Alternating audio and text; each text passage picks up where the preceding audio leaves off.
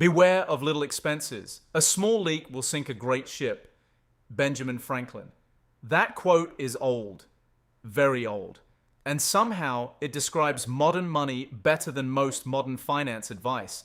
Because when people say, I don't know where my money goes, they usually imagine one big mistake, one giant bad purchase, one reckless weekend, one obvious disaster. But that's usually not what happened. Your money usually does not disappear in one explosion. It disappears in 100 little exits, quiet exits, comfort exits, convenience exits, default exits, habit exits, whatever, it's not that much exits. And that is exactly why your money never lasts, because the thing draining it rarely feels dramatic enough to notice. That's the trap. Most people are not being destroyed by one financial nuke. They are being slowly eaten alive by a system of invisible leaks. A payment here, an upgrade there, a delivery order, a weekend cost, a subscription, a small fee, a random Amazon purchase, an I deserve it moment, a little convenience tax. None of it feels life-changing. That's what makes it dangerous. Because if something feels small enough, your brain stops treating it like a decision. It becomes background noise. And background noise is expensive. This is why people can make more money than ever, yet still feel like they are running on a treadmill. Income comes in, life quietly swallows it, and then they sit there asking, where did it go? That question matters, because money rarely vanishes. It usually gets assigned, just badly. And badly assigned money always feels like disappearing money. That is the real issue. Not that your money vanished into thin air. That your money got eaten by a life that expanded quietly enough to avoid your attention. History has always had a version of this. Back in the early consumer credit era, people started buying more on installment plans, furniture, radios, appliances, lifestyle upgrades, not because they were dumb, because the monthly cost felt manageable. That's always how it starts. Not, can I afford this whole thing? But, can I afford this small piece of it? Then over time, the small pieces pile up. That's how modern money problems usually work too. You do not get trapped by the full cost. You get trapped by the affordable slice. And once enough slices stack together, your cash flow has no room left. That is when money starts feeling like water in your hands, always moving, never staying. And the cruel part is, a lot of the things draining you do not feel irresponsible. They feel normal. That word ruins people. Normal. Normal bills. Normal upgrades. Normal stress relief. Normal convenience. Normal spending. Normal lifestyle. But normal is expensive. And modern life is full of systems designed to make spending feel automatic. Auto-renew. One-click buy. Buy now. Pay later. Save card, monthly payment, trial period, delivery app, easy upgrade, friction removed. The less friction there is, the less visible the decision becomes. And when decisions become invisible, money disappears faster. That is why your money never lasts. Because a huge part of modern spending is designed to hide itself inside normal life. Let's make this painfully simple. Imagine someone earns a decent paycheck. Not billionaire money, not poverty, just normal working income. They pay rent, fine. They pay for the car, fine. Insurance, phone, internet, streaming, food, some delivery, a couple of weekends out, a few small comforts, maybe some debt payments, a little shopping here and there, a subscription they forgot about, an app charge they barely notice, a random fee, a birthday gift, an Uber, a coffee, a dinner, a restock order, a little convenience purchase because they're tired. None of these things alone are shocking. That's the whole problem. The money is not getting destroyed by one thing they would obviously stop. It is being shaved away by dozens of things that all seem defensible, and defense is where bad spending hides best. I need it. It's not that expensive. I'm exhausted. It saves time. I work hard. It's normal. It's just once. That last one is amazing. It's just once. Because just once is one of the most expensive phrases in personal finance. Not because one purchase ruins you. Because people say just once, 50 times a month. That's how the leak becomes a flood.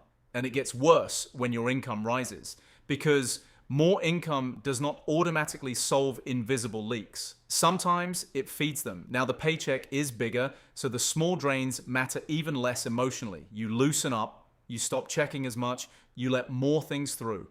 And suddenly, the extra income does not become freedom. It becomes better quality leakage. That is why some people make more and more but still never feel ahead. They upgraded the size of the leaks. That's all. More expensive subscriptions, nicer takeout, smoother convenience, cleaner aesthetics, more polished spending, same outcome. Money comes in, money goes out. Nothing stays. That's the key. Nothing stays. And if nothing stays, nothing compounds. That is what people miss. Your money is not supposed to just pass through your life. Some of it is supposed to remain, to build, to protect, to widen the gap, to create room, to survive emergencies, to fund the future, to reduce stress. But if your whole financial life is built as a high-speed money highway, then every dollar arrives with no place to stay. It just moves through. And motion is not progress. That sentence matters because a lot of people confuse busy money with strong money. My bills are paid. My payments are current. My life is moving. I'm handling it. Okay. But is anything actually building? Or is your money just constantly being consumed by the machine of your present life? That machine is where most people get stuck. Not because they are lazy, because modern life is excellent at turning income into maintenance. That's the real trick. Your money doesn't just buy things anymore. It maintains versions of you. The version of you with that apartment, that car, that lifestyle, those routines, that level of convenience, those standards. And once money starts maintaining identity, it gets very hard to stop the flow. Because now cutting back does not feel like math. It feels like loss. And loss feels painful. That's why people keep paying for things they do not even enjoy that much anymore. Because the spending has become structural. It's holding up a version of life they got used to. That is why your money never lasts. It is not just paying bills, it is feeding an identity machine. And identity machines are hungry. Now, here's the uncomfortable part. A lot of people say they want financial freedom, but their actual spending says they want financial sedation, relief, comfort, ease, reward, convenience, escape. Again, none of these things are evil, but if all of your money gets used to make the present moment easier, then none of it gets to make the future stronger. That is the trade. A little easier now can become a lot weaker later, and most people do not notice it because the present always feels urgent. Future you is quiet, current you is loud, current you wants relief, future you wants structure, current you wants the fast answer, future you wants the stronger system. And if current you keeps winning every month, your money will never stay. Because it never gets a chance to settle anywhere useful. This is why budgeting advice often feels annoying. Not because budgeting is wrong, because it forces visibility. And visibility is uncomfortable. Once you actually see the leaks, you lose the fantasy that your money just disappears. No, it usually goes to the same places, again and again and again. And once you see those places, you have to make a decision. Do I actually want this? Or have I just gotten used to paying for it? That question is powerful because there is a huge difference between chosen spending and inherited spending. Chosen spending is intentional.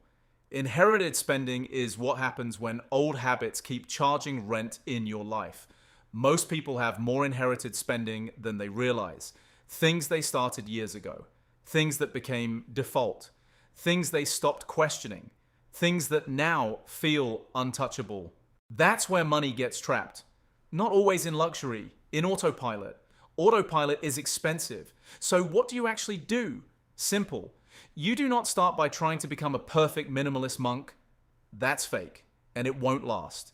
You start by finding the leaks that repeat, not the one-time stuff. The repeating stuff. The things that quietly take money every week, every month, every cycle.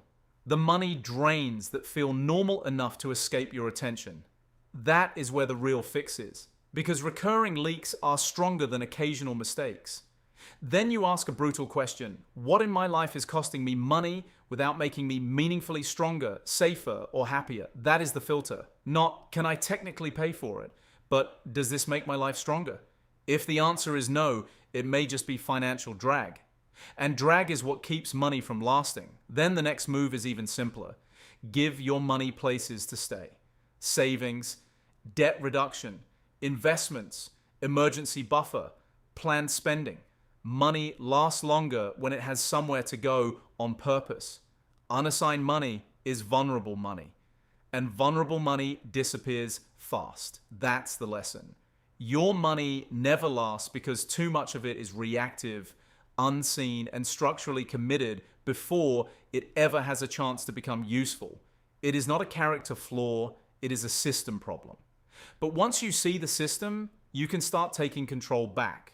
Not by becoming extreme, by becoming aware, by replacing autopilot with assignment, by making sure some part of what comes in actually stays. Because that is the real difference between people who always feel behind and people who slowly start building something.